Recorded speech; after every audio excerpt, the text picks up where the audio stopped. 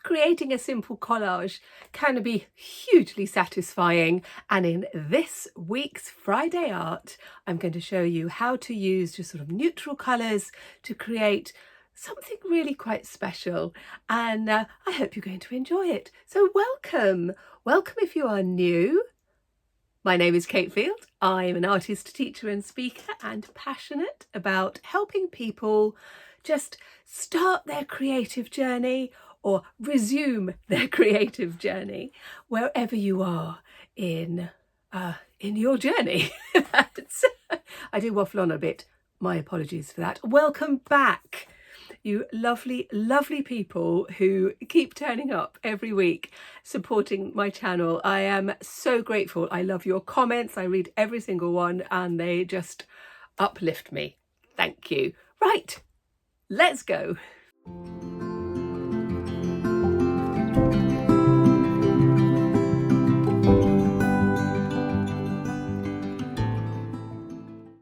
Those of you who have watched my channel for a while will know I love my bright colours, but I also really like working in neutral colours. And in this little journal I have just really used neutral colours from magazines, from old books, from my own doodles, from things that are thrown away. And I'm still working on it, though I've just done a lot of background and sometimes I've just put in a paper bag, like in that one.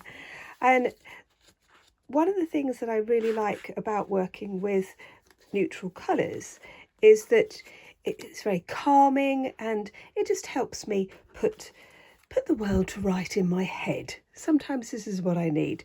So in this tutorial we're going to look at using old bits and pieces that I've had lying around, things that I've got from charity shops, second-hand stores, that kind of stuff, things that people would normally just throw away because they're damaged, but I really like the colours.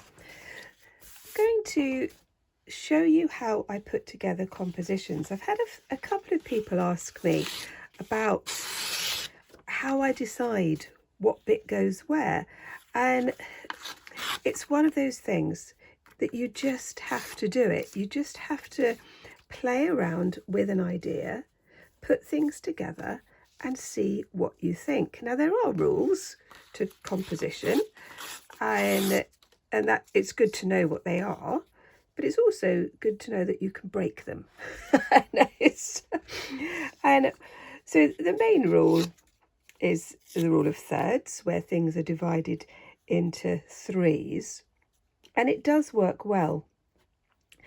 But the other rule of composition I like, especially if we're putting together a whole page, is to make sure that you've got something of each element in each space. So like I'm just using this bit of music. I really like the text on sheet music. I just find it really fascinating and interesting. I'm just tearing up little bits of elements, and I'm not sticking it down yet. I'm just seeing what things look like as I put them together. So I've got those bits, and I've got an old dictionary. These sort of old books are great, and this paper is just quite amazing. Oh, we've got chloroform and chlorophyll and chloroplast on this one.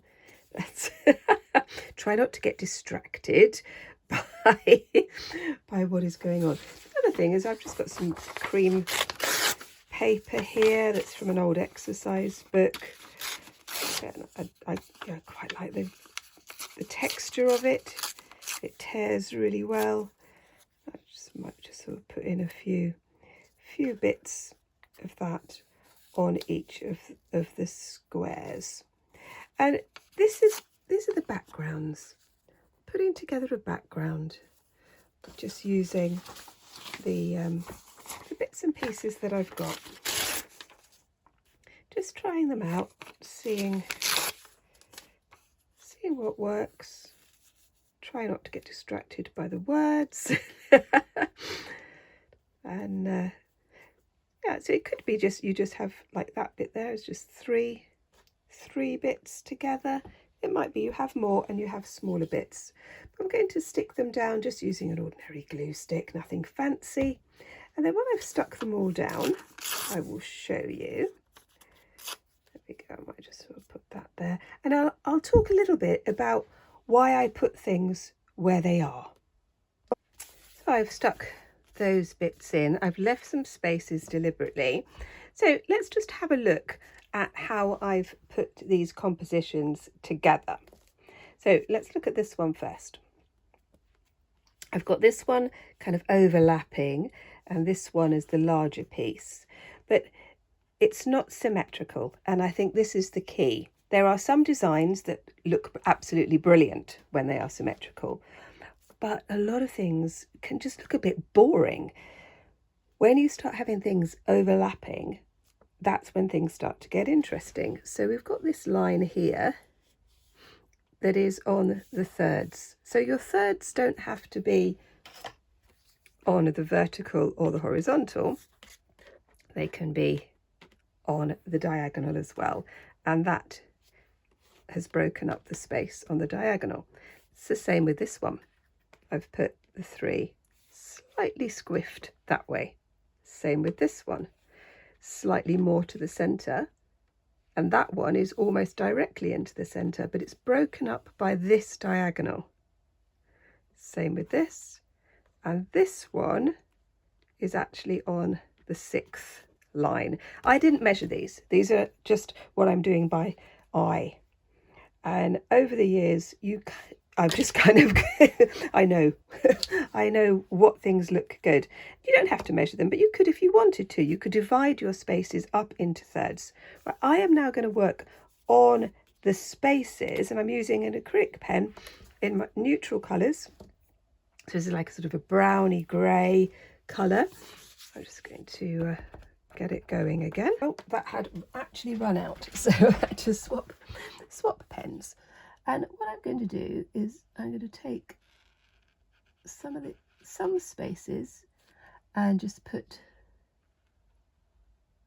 some blocks of colour, just again in the neutral shades. You could use felt tip pens for this, or colouring pencils, that would work as well. Just going to put that there. And same that I've done on each square, is going to have something the same. So each square will have the same element in a slightly different way.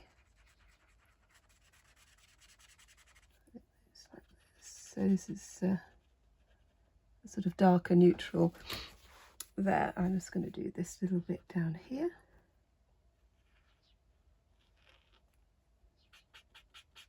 Now these designs you could put in your own journal, you could develop them into a larger piece. I'm just going to do that little bit there. So there's only a small bit on that. And let's just do this bit here.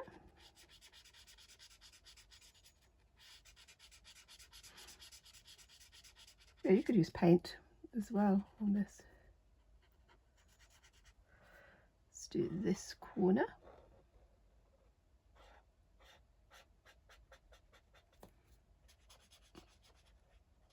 And this bit down here, just following the contours of the torn paper.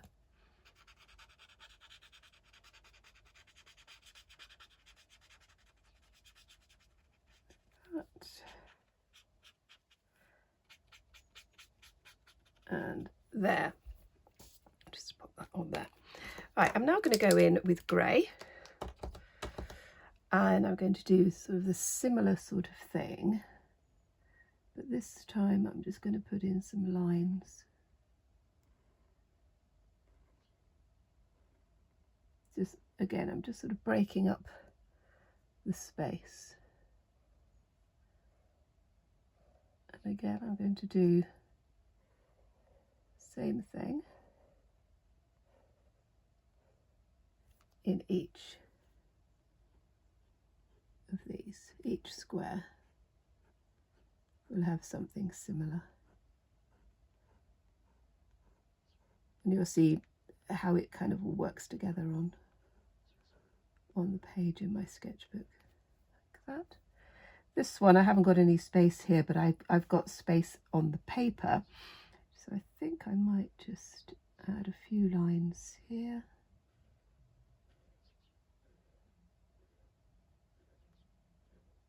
Kind of work quite well with the staves of the music, actually. And then this one.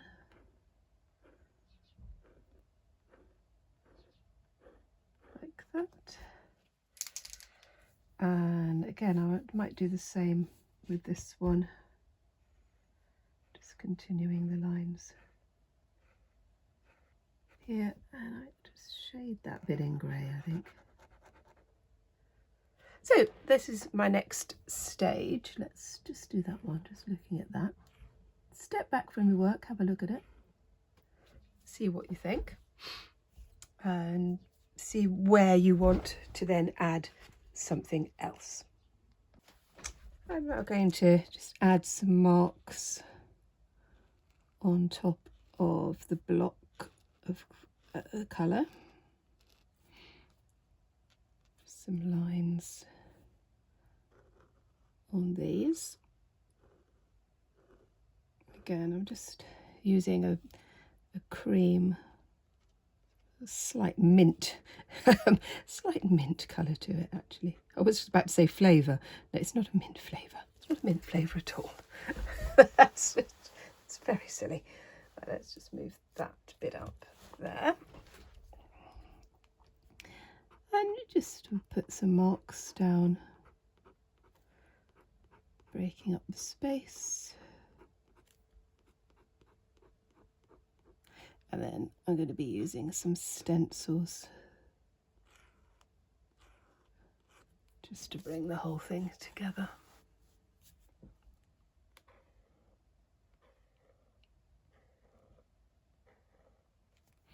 It's just this last one.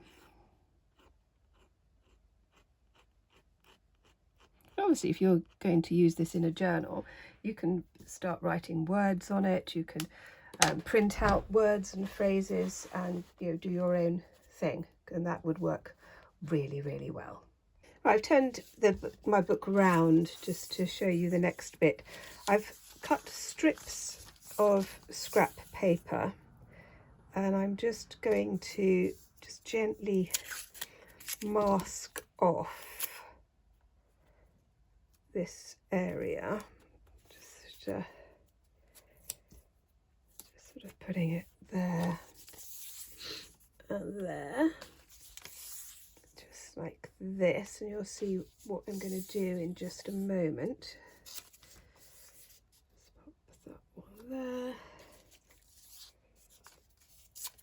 and that one there. So I'm just going to take my masking tape. I'm going to put it onto my skin or onto my t-shirt, just so it's not too sticky, so that it'll just come off again really easily and doesn't damage the page. I use really cheap masking tape for this. It works just as well, because you don't want it to be too sticky. Do that. I'm just going to do another one. Oh, not quite long enough, so I'm just going to tear that strip there and pop that like that just at the end there. So I've kind of masked off this area, because what we're going to do now is we're going to use our toilet roll and some acrylic paint. So I want to make a grey, so I'm using the sort of cream just to, then I need to spread it out a little bit on my paper plate palette because the toilet roll needs to fit into it like that. And now I'm just going to make some marks across the whole thing.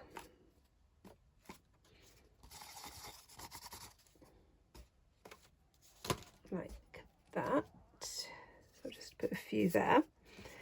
And now I'm going to just squish my toilet roll a little bit so it's a different shape. Very underrated toilet rolls in art and design. You see it's just going to have that oval shape now. Let's put that one there. Sort of bringing these ideas together like that. I'm going to leave that to dry and then I'm going to do something similar with white. I want to do some white circles, but I want them to be a bit smaller. So I'm going to take my toilet roll, cut it down the middle.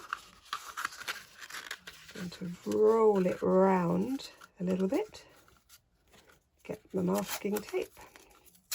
As you can see, this is very sophisticated. Just stick it in there like that, and then I've got my smaller circle. I've got my white, dip that in there like that, and then I'm just going to go over the top with these marks like that. The paint's quite thick. It's sort of acrylic paint. You could use poster paint as well if you wanted to. That would work. It's quite fun. Oh, there's a blob there. Might leave that for the minute. Might take that off.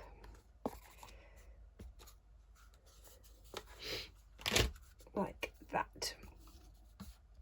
So I am just going to take that little bit off there. That's okay. It doesn't matter if it smudges, it really doesn't. Okay, so what we're going to do now is just lift up the frame and just carefully take all of these pieces off, like that.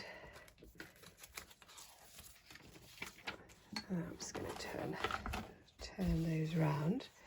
And you can see that, again, there's a cohesion to all of these. I'm going to leave that to completely dry before we go on to the next bit. So I've masked this all up with some old sheet music. And what I'm going to do now is to use one of my stencils. It's going to be in a kind of soft grey, not too much paint. And these are just kind of like some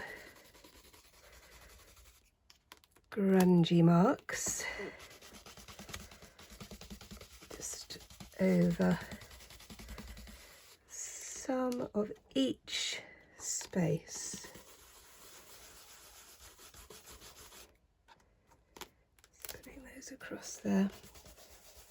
I do like using stencils, and I use them a lot in my work. I often make my own, and if you haven't checked out my stencil tutorial, you might like to have a look at that, because that was fun.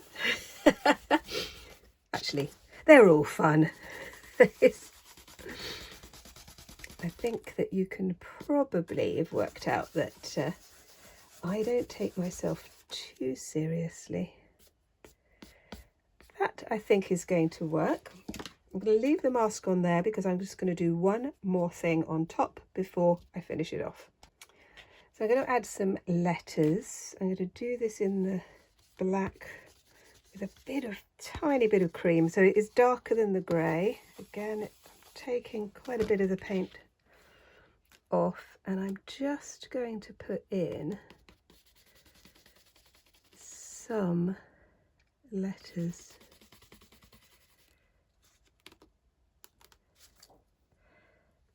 some will be kind of off the page a little bit.